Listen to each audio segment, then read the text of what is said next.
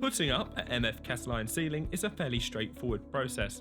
If you follow this step-by-step guide, you will learn how Max Plasterboard systems install ceilings. Before we get started, let's learn what components and connectors you will need. MF6 perimeter channel. This connects directly to all of the walls. MF5 ceiling section. This is the main section of which the plasterboard is screw fixed.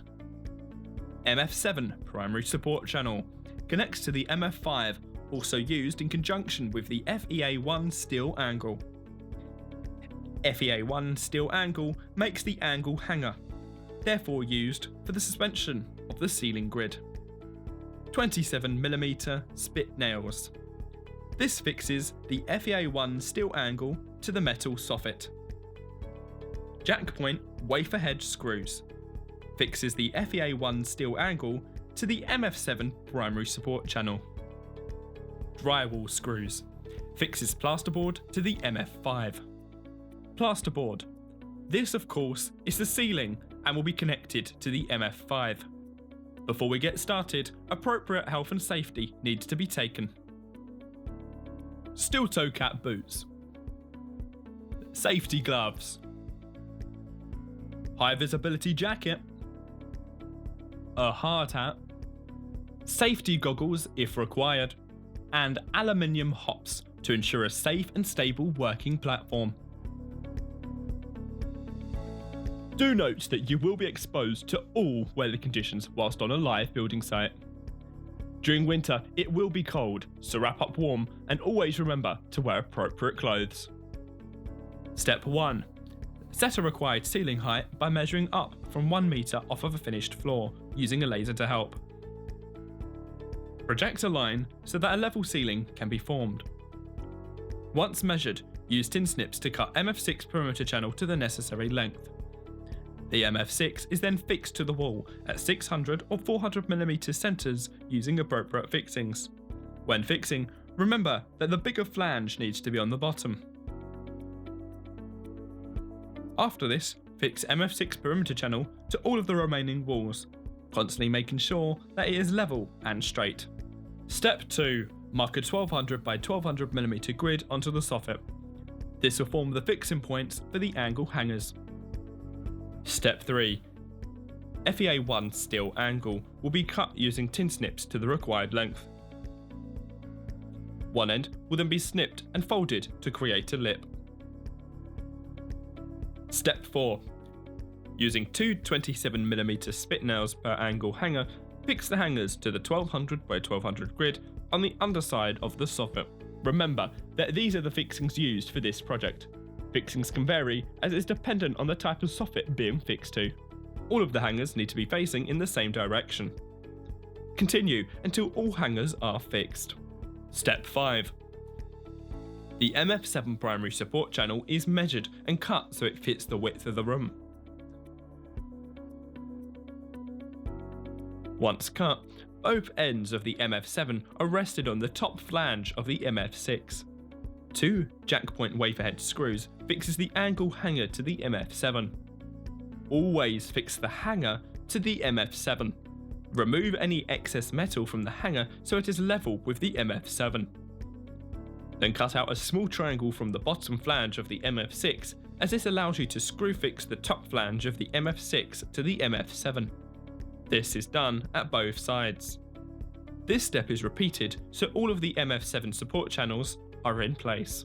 Tip: channels may be extended by overlapping back to back by 150mm minimum.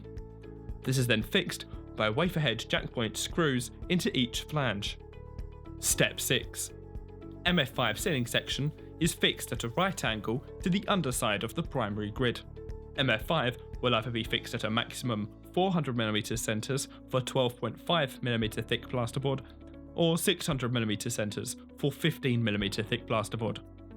It is fixed using two jack point wavehead screws connecting at each MF7. The MF5 ceiling section must be engaging with the MF6 perimeter channel. Then fix MF5 to the remainder of the room. Tip: The MF5 ceiling section may need to be extended to fit the full length of the room. This is done by overlapping two MF5s by a minimum of 150mm. It is secured by 4 jack point wafer head screws. Once extended, the MF5 can be continued to be fixed. Once this step is done, the room is ready for electrical and other furnishings to be put in place. Due to this, we will now show you how to put up boards in a different room which followed these same steps. Step 7. Mark on the wall the centre of the MF5s. Drywall screws are fixed in line of this mark. The mark is made due to the plasterboard covering the MF5. Step 8. Any servicing such as pipework, electrical cables etc. need to be pulled through the plasterboard as required. This is done by measuring the particular surfaces and the distance from the wall. These measurements are translated accurately onto a piece of plasterboard. The shape is drawn and then lightly scored. Plasterboard is scored so the excess plasterboard can be removed without damaging the rest of the board. A hammer can then be used to knock out the shape neatly.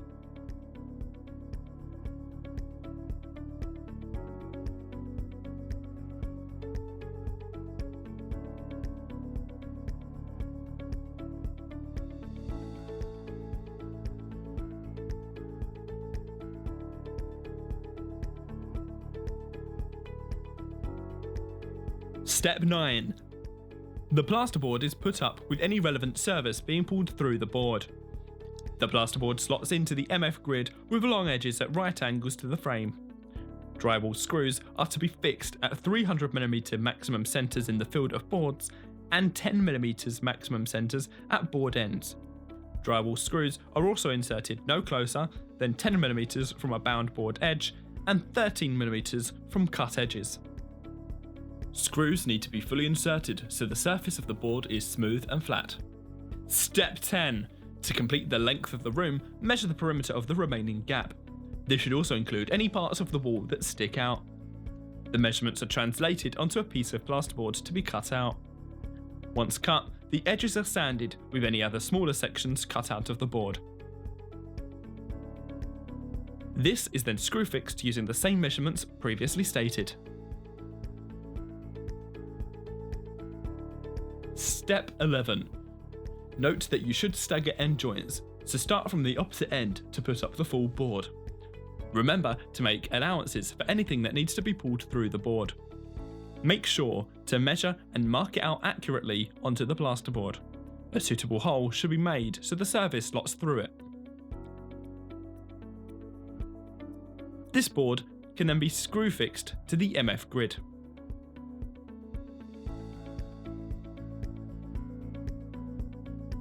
Step 12. Finish boarding the rest of the area using similar methods as before.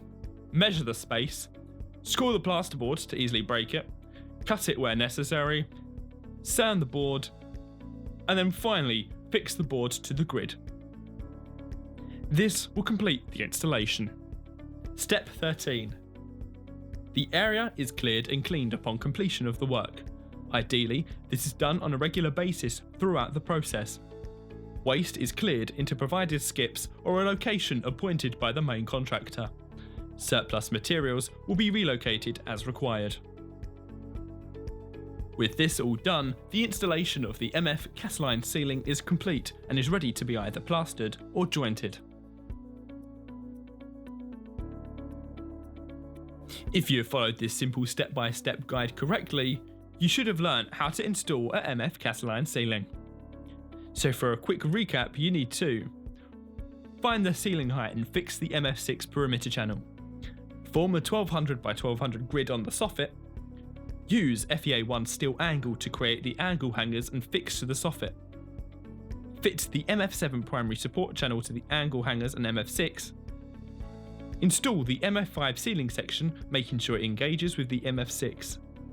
Measure and cut, when necessary, the right size plasterboard, making allowances for furnishings. Fix all the plasterboard in place. Make sure your area is clean. And there you have an installed MF cast-line ceiling. For more information, Email info@maxplasterboards.co.uk or phone 015 8272 2060.